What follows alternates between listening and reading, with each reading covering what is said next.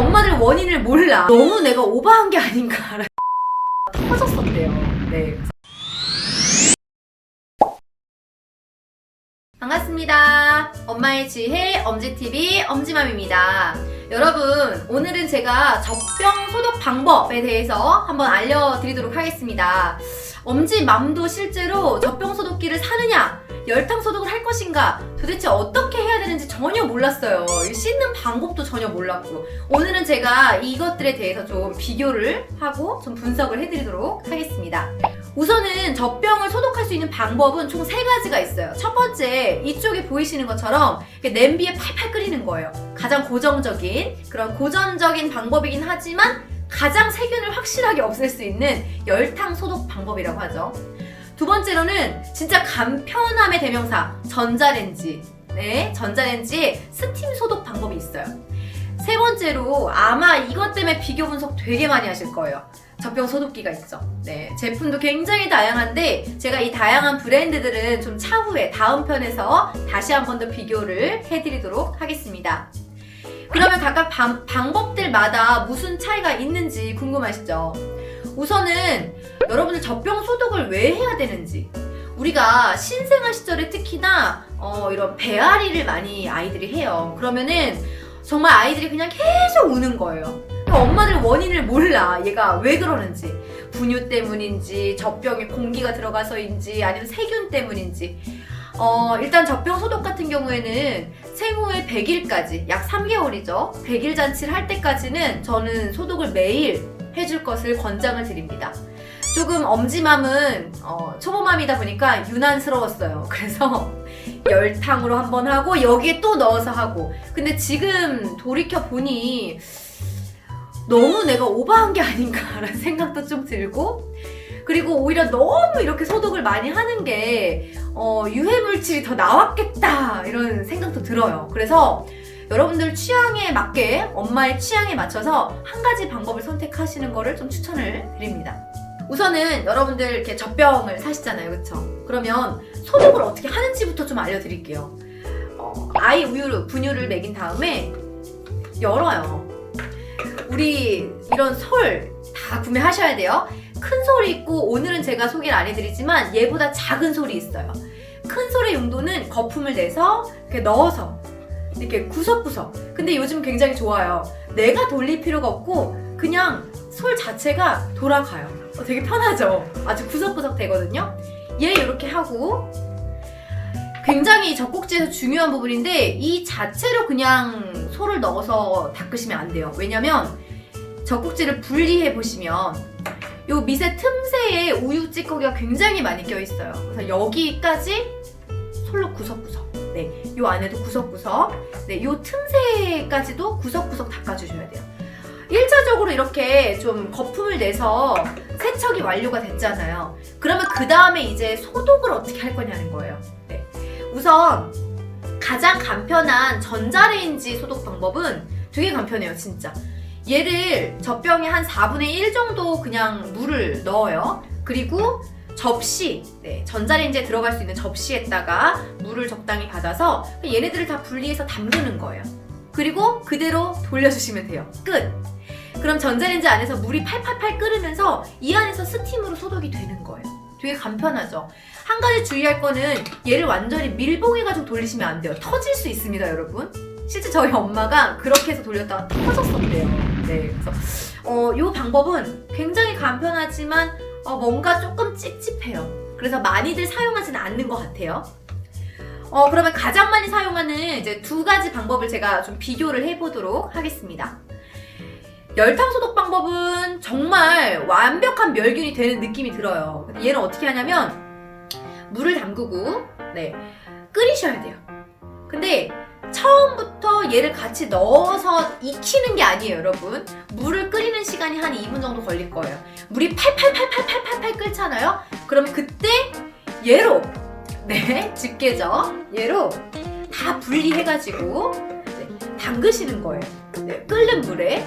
근데 이 병 같은 경우에는 한 2분에서 3분 정도 담궈주시면 되지만 이 실리콘 젖꼭지 같은 경우에는 이렇게 2, 3분까지 담그면 오히려 이렇게 뒤틀어진다고 하죠. 모형이 변형이 될 수 있고 좋지 않아요. 그래서 얘는 한 30초에서 1분 안에 살짝 담갔다가 먼저 빼시는 거예요, 얘를. 근데 보세요. 분리해서 넣으시면 나중에 어떻게 되겠어요? 다 소독 끝났는데 다시 손으로 이걸 조립해야 되죠. 그럼 균이 다시 옮길 수가 있어요. 그래서 저는 깨끗하게 세척을 마친 다음에 다시 이거를 조립을 하시는 거예요. 조립을 해두시고 소독을 하실 때는 요 채로, 요대로 넣으셔도 충분히 소독이 가능합니다. 그래서 젖꼭지는 30초에서 1분 정도 하시는 거고, 젖병통 같은 경우에는 2, 3분 정도 끓이시면 됩니다. 끓이신 다음에 어떤 분들은 불을 끄고 이게 식을 때까지 그대로 담궈둔다라고 하시는 경우도 있는데, 그러면 얘가 틀어져요. 되게 오랫동안 뜨거운 물 속에 있는 거예요. 그러다 보니까 담가두시지 말고 빼세요. 그리고 젖병 건조대에다가 잘 엎어가지고 건조를 시키면 여러분 됩니다. 되게 중요한 거는 소독보다 중요한 게 건조 과정이에요. 그래서 얘가 바닥에 이렇게 되면 이 안에서 스팀 열기가 계속 균이 더 번식할 수 있거든요. 그래서 바닥에 뜰 수 있게끔 건조대 많아요. 이런 식으로 건조를 공기가 들어갈 수 있게끔 말려주신다고 생각하시면 될 것 같아요. 자, 그 다음으로 많이 하시는 방법이 이제 이 UV 램프가 장착되어 있는 젖병 소독기죠. 브랜드 굉장히 많은데 엄지맘은 사실 이거를 물려받았어요. 근데 되게 충격적인 사실을 제가 최근에 알게 됐어요. 저는 얘도 하고 얘도 했거든요. 그러니까 건조를 여기다가 넣어서 한 거예요. 근데 이 물려받으시는 분들 굉장히 많을 거예요. 언니가 쓰던 거를 이제 자매인 경우에는 동생이 출산할 때 물려주고, 저도 물려받았어요. 근데 램프에 수명이 있대요, 여러분.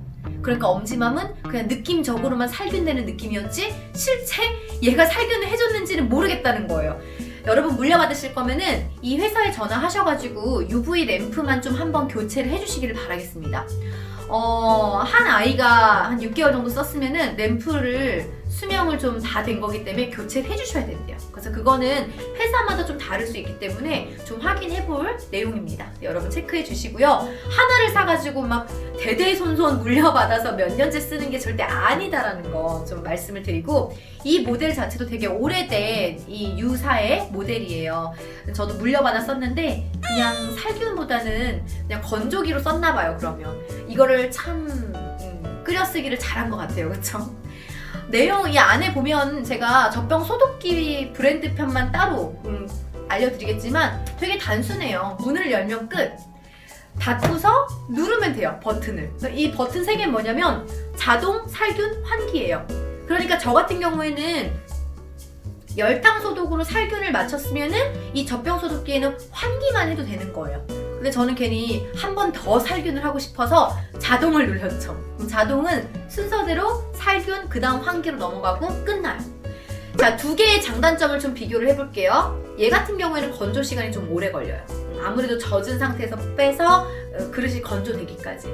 얘는 기기가 이렇게 램프까지 쐬가면서 바람까지 나와가면서 이렇게 말리기 때문에 좀 빨라요. 그래서 여러분들이 시간의 차이가 좀 있고 편리함의 차이가 좀 있지만 제 느낌적으로는 팔팔 끓는 것에 넣는 것만큼 살균이 잘 되는지는 아직은 모르겠어요.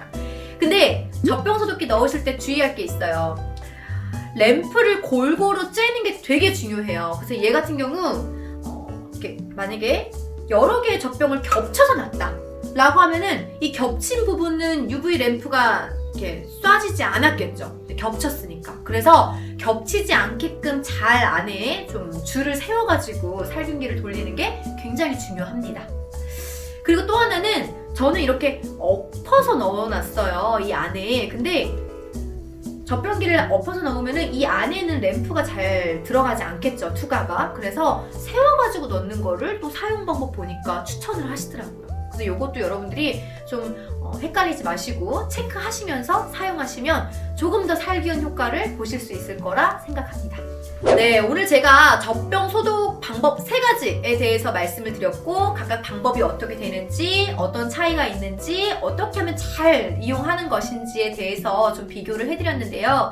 100일까지는 매일매일 좀 소독을 해주시는 거를 추천을 드리고요. 꼭 젖병뿐만 아니라 이제 아이가 물어뜯고 치발기도 사용하고 장난감도 사용을 해요. 숟가락을 사용하기도 하고 이유식, 그쵸? 그럼 모든 것들을 소독한다고 보시면 돼요. 그래서 저도 아직까지도 이 젖병 소독기를 쓰고 있습니다. 왜? 우리 아이 장난감 같은 거 넣어가지고 이유식 그릇 이런 것들 다 여기서 소독을 하거든요. 근데 여러분들 좀 중장기적으로 봤을 때 내가 아이를 키우는 동안에 어떤 소독 방법을 하는 게 가장 좀 엄마가 편하게 오랫동안 할 수 있을지 고민해 보시면서 여러분들 다음에는 제가 이 젖병 소독 기기 브랜드마다 좀 어떤 차이들이 있는지 제품을 리뷰를 해드리도록 하겠습니다.